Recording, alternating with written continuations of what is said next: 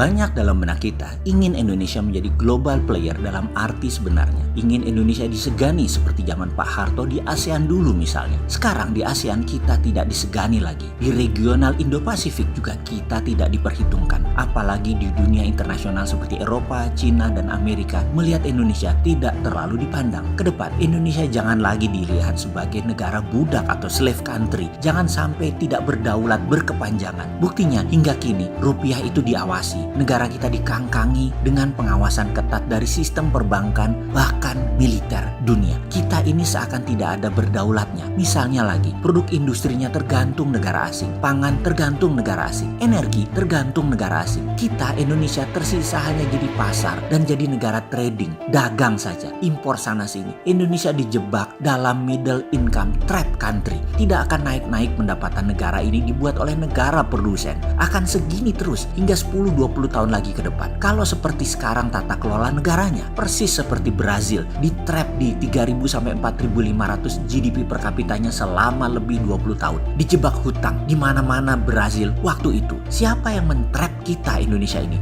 Siapa yang menjebak kita? Mengapa harus ditrap? Indonesia punya 270 juta populasi, punya sumber daya alam mineral, punya alam yang subur, pupuk vulkanik, matahari dan air, punya laut yang penuh berisi ikan. Sayangnya sekarang air lautnya tawar sehingga garam kita impor. Bayangkan kalau Indonesia GDP per kapitanya sama dengan Malaysia saja, sekitar 10 ribuan. Kekuatan keuangan kita adalah 3 triliun dolar, 3 kali lipat dari sekarang. Indonesia bisa bangun angkatan perang, bisa menjadi kekuatan yang menakutkan, dan itu tidak boleh. Kalau Singapura atau Monaco atau Hong Kong deh, mereka bisa diberikan GDP per kapita hingga 50 ribu dolar atau 15 kali dari Indonesia karena Singapura nggak bisa atau tidak mungkin bangun angkatan perang. Disinilah pentingnya pejabat Indonesia harus memahami geopolitik dunia. Indonesia harus tahu pemain dunia itu mau apa dengan Indonesia. Tak perlu bertanya langsung lah. Kayak kita nggak punya intelijen aja. Kita mau lihat contoh lagi. Cina misalnya. Cina tidak akan membuat Indonesia keluar dari GDP saat ini sekitar 3.900-an per kapitanya. Tambah 5 tahun lagi deh Cina di Indonesia secara gede-gedean. Nggak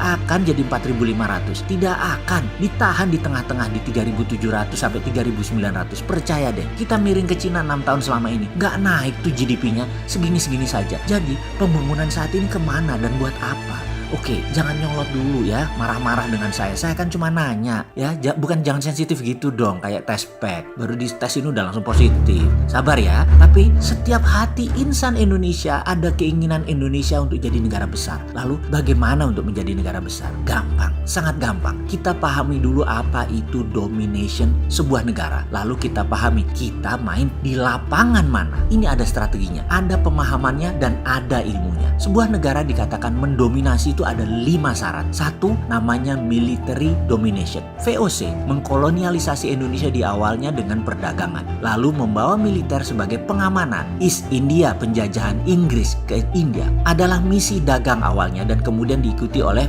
military occupation. Jadi hampir tidak mungkin membangun ekonomi tanpa backup keamanan dan pertahanan. Di zaman modern misalnya, Irak, Libya, Korea Utara, Iran membangun pertahanan militer yang sangat kuat sehingga sulit negara ini ditaklukkan oleh Amerika. Walaupun akhirnya Irak dan Libya rata tanah sekarang, Iran sekarang lagi ditarget. Korut sudah tak banyak berkutik dengan sakitnya Kim Jong-un saat ini. Di belahan bumi lain, Cina menekan Nepal. Cina perang dengan India di Kashmir saat ini. India menekan Myanmar. Semua dengan militeri karena satu home soilnya mereka adalah dekat. Jadi bisa lewat darat. Penting Cina menjaga bordernya tadi. Secara kalkulasi, untuk urusan military domination, Amerika masih nomor 1 di dunia. Military industrial kompleknya masih menyumbang devisa negara 25% ke Amerika. Lalu nomor 2 adalah currency domination. Dolar Amerika menjadi tabungan devisa 165 negara di dunia ini. Transaksi perdagangan dunia masih menggunakan dolar mungkin lebih dari 80%. Bahkan di Indonesia 90% lebih transaksi perdagangan internasional masih pakai dolar. Sistem perbankan Swift Code masih pakai jaringan Amerika. Mau transfer dolar dari BCA ke Bank Mandiri saja bisa wire-nya tuh lewat New York. Coba bayangkan. Hadirnya euro, coba tandingi dolar, tidak berhasil banyak. Dan sekarang yuan Cina mulai bertaring, misalnya di beberapa negara Afrika sudah pakai karena kena debt trap-nya Cina. Cina berusaha merebut permainan currency domination secara perlahan. Indonesia sedikit lagi masuk, syaratnya hampir terpenuhi, yaitu hutang lebih banyak lagi atau bisnis Cina diperbanyak lagi masuk Indonesia dengan Cina, sehingga terpaksa memakai yuan. Sudah di ujung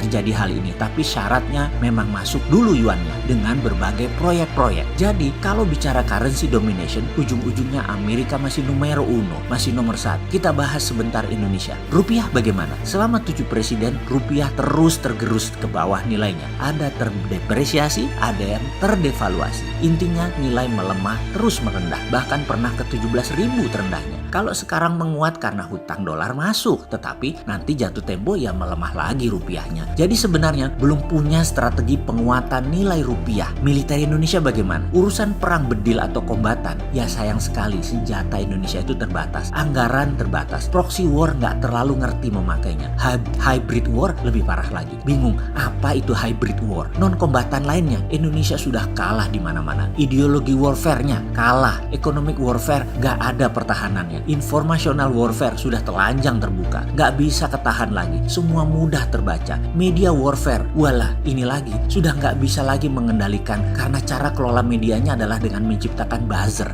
bukan jurnalis. Kesimpulan, kita terjajah secara currency, kita berantakan secara teknologi informasi, dan kalah secara militer. Lalu solusinya bagaimana? Ada solusinya, tapi sabar, mengerti dulu masalahnya. Setuju ya? Kita lanjut. Yang ketiga adalah trade domination. Di sini tanpa diragukan lagi, Cina pemenangnya. Selama 70 tahun Amerika pemenangnya, tapi sejak 5 tahun terakhir Amerika terseok-seok. Produsen barang sudah buatan Cina semuanya. Hampir 80% menguasai konsumen produk dan manufaktur dunia. Tinggal food. Cina belum bisa mengalahkan Amerika karena negara Cina sendiri banyak mouth to feed-nya. Amerika saja kalah dalam trade domination, apalagi Indonesia udah pasrah pol deh. Apalagi banyak pejabat yang tidak paham trade policy. Buktinya malah import naik. Itu artinya kalah trade diplomasi. Bener nggak? Kasihan ya Indonesia ini. Tapi sekali lagi masih ada 2 lagi tentang world domination. Pertanyaannya, siapa pemenangnya? Apa saja itu? Indonesia di mana posisinya? Adakah peluang Indonesia mendominasi? Ada.